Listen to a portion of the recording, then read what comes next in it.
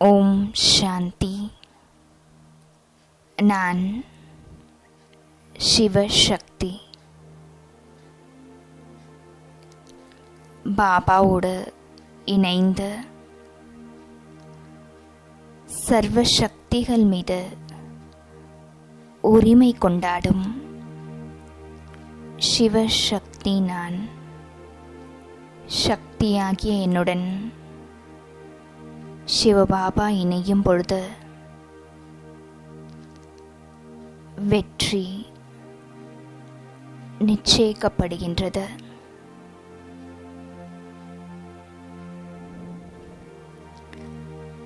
ஆதலால் நான்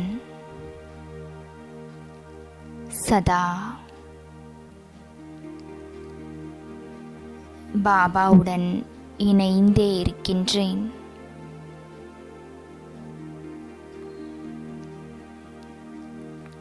அழிவற்ற துணைவர்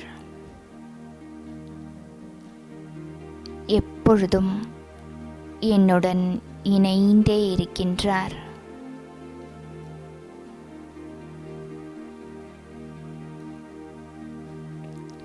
இன்றைய முழு நாளும் நான் எனது காரியங்களை செய்து கொண்டே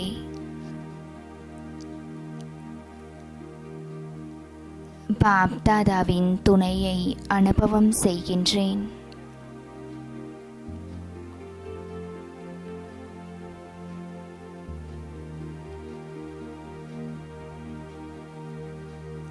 நான் எங்கு எந்த செயல்களை செய்தாலும்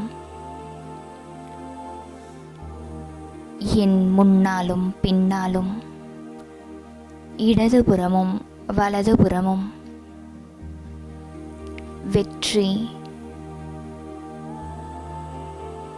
சுற்றி கொண்டே இருப்பதை அனுபவம் செய்கின்றேன்.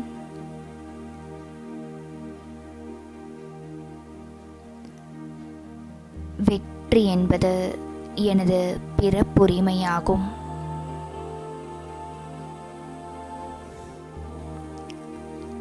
நான் வெற்றி ஸ்வரூப ஆத்மா.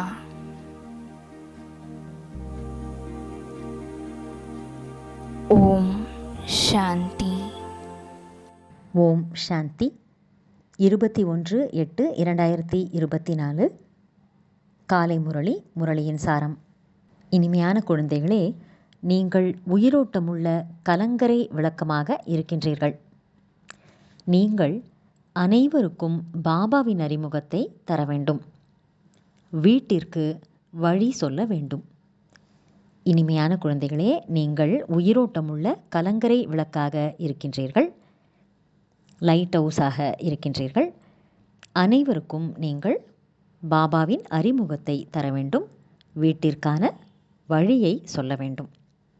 பாபா இன்னைக்கு கேள்வி கேட்குறாரு. இன்னும் போக போக எந்த ஒரு டைரக்ஷன் மற்றும் எந்த விதியின் மூலம் அநேக ஆத்மாக்கள் சந்திக்க போகிறார்கள்? பாபா பதில் சொல்கிறாரு, இன்னும் போக போக நீங்கள் பிரம்மா குமாரர் குமாரிகளிடம் சென்றீர்கள் என்றால் இந்த வைகுண்டத்தின் பிரின்ஸாக, இளவரசனாக ஆவதற்கான ஞானம் கொடுப்பார்கள் என்ற டைரக்ஷன் நிறைய பேருக்கு கிடைக்கும். இந்த சமிக்ஞை அவர்களுக்கு பிரம்மாவின் காட்சியின் மூலம் கிடைக்கும்.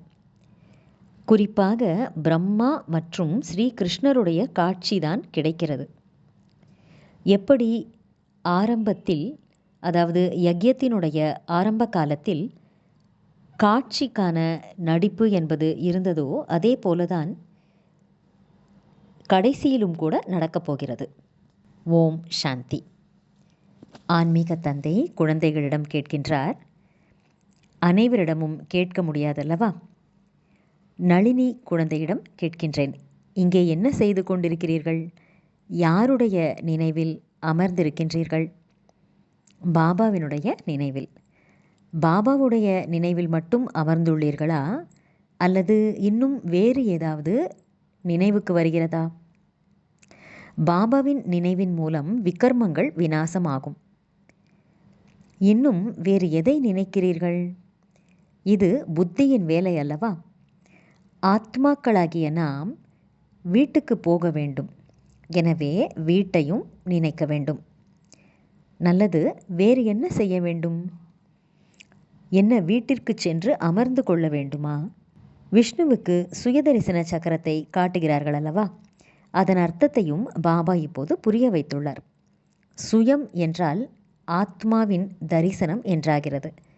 84 பிறவிகளின் சக்கரம் இதுவாகும். எனவே அந்த சக்கரத்தையும் சுற்ற வேண்டும். நாம் 84 பிறவிகளின் சக்கரத்தை சுற்றிவிட்டு வீட்டிற்கு செல்வோம் என்பதையும் நீங்கள் தெரிந்துள்ளீர்கள். பிறகு அங்கிருந்து சத்யுகத்திற்கு நடிப்பை நடிக்க வருவீர்கள்.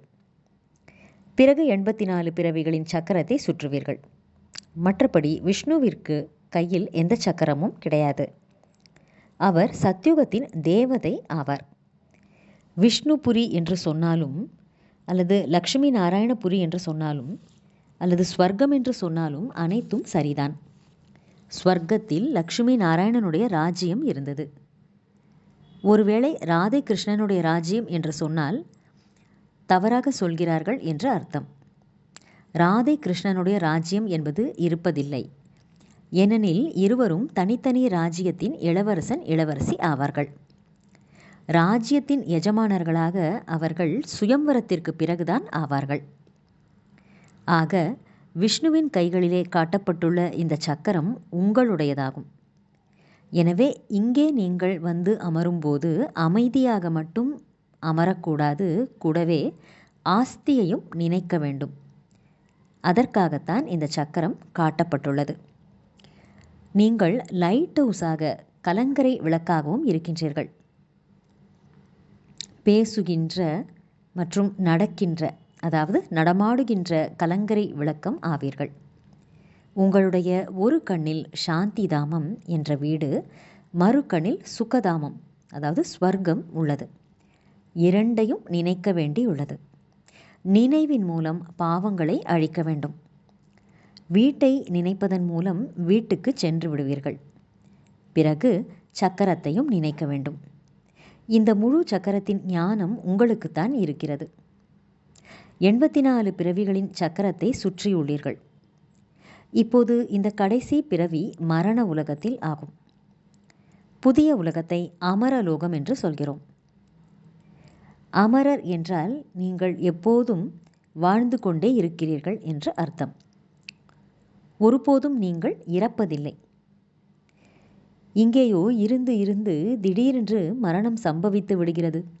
வியாதிகள் வருகின்றன. அங்கே புது உலகத்தில் இறப்பதற்கான பயமே இருப்பதில்லை.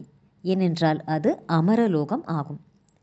நீங்கள் வயதானவர்களாகி விடுகிறீர்கள் என்றாலும் கூட நாம் கர்ப்ப மாளிகையில் சென்று பிரவேசிப்போம் என்ற ஞானம் அங்கே உங்களுக்கு இருக்கிறது.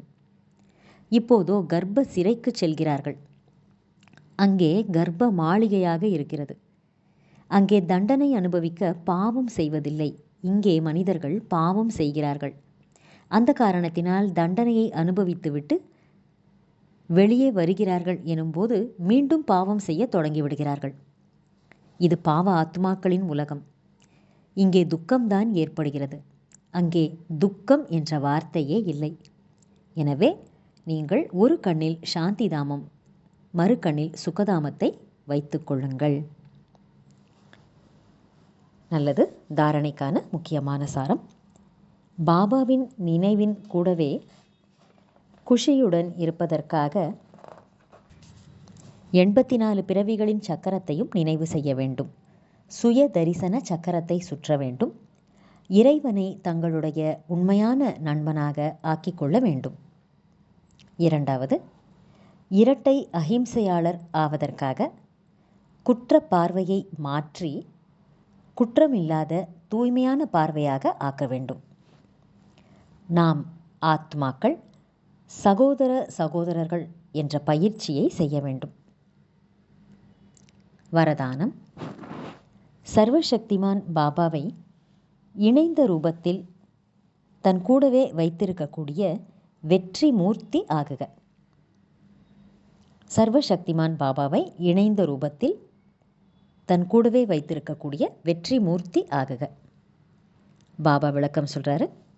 எந்த குழந்தைகளுடன் சர்வசக்திமான் பாபா இணைந்த ரூபத்தில் இருக்கிறாரோ அவர்களுக்கு சர்வ சக்திகளின் மீதும் எல்லா சக்திகளின் மீதும் உரிமை உள்ளது. எங்கே எல்லா சக்திகளும் இருக்குமோ அங்கே வெற்றி இல்லை என்பது நடக்க முடியாத விஷயம். அதாவது வெற்றி இல்லை என்று சொல்லவே முடியாது. சதா பாபாவுடன் இணைந்திருப்பது குறைவாக இருந்தால் வெற்றியும் குறைவாக இருக்கும். சதா துணையில் இருக்கக்கூடிய அழிவற்ற துணைவரை கூடவே வைத்துக் கொள்ளுவீர்கள் என்றால் வெற்றி உங்கள் பிறப்புரிமை ஆகிவிடும். ஏனென்றால் மாஸ்டர் சர்வ சக்திமானுக்கு முன்னும் பின்னும் வெற்றி சுற்றி கொண்டே இருக்கும். ஸ்லோகன்: யார் விகாரங்கள் என்ற அழுக்கை தொடுவது கூட இல்லையோ அவர்கள்தான் உண்மையான பிராமணர் ஆவார்கள். யார் விகாரங்கள் என்ற அழுக்கை தொடுவது கூட இல்லையோ அவர்கள்தான் உண்மையான பிராமணர் ஆவார்கள். நல்லது. இனிமேலும் இனிமையான வெகு காலம் கழித்து காணாமல் போய் கண்டெடுக்கப்பட்ட செல்லமான குழந்தைகளுக்கு தாயும் தந்தையுமான பாப்தாதாவின் அன்பான நினைவுகள் மற்றும் காலை வணக்கம். ஆன்மீக குழந்தைகளுக்கு ஆன்மீக தந்தையின் நமஸ்காரம். ஆன்மீக தந்தைக்கு ஆன்மீக குழந்தைகளின் நமஸ்காரம். ஓம் சாந்தி.